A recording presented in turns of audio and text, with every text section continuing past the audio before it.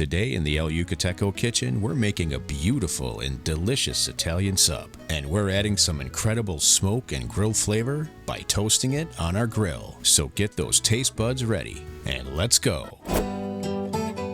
We'll kick this off with a tangy and flavorful sandwich dressing. Start with 2 tablespoons of olive oil, then add 1 teaspoon of Italian seasoning, 2 cloves of chopped garlic, 2 tablespoons of red wine vinegar, 1/2 teaspoon each of salt and black pepper. Now we'll add the bold flavor and kick of our El Yucateco Red. We'll go with about 1/2 ounce today. Mix well and set aside in the refrigerator until it's time to serve. Now time to build our sandwich. Make sure you use good bread. We're using an Italian cheese bread today. Start off by drizzling our homemade sandwich dressing on the bread. Next, add your meat. We're using salami, pepperoni, capicola, mortadella, and ham. Now just add some provolone cheese. Next, just get this out on your grill or smoker under medium-high heat until everything is perfectly toasty and melty.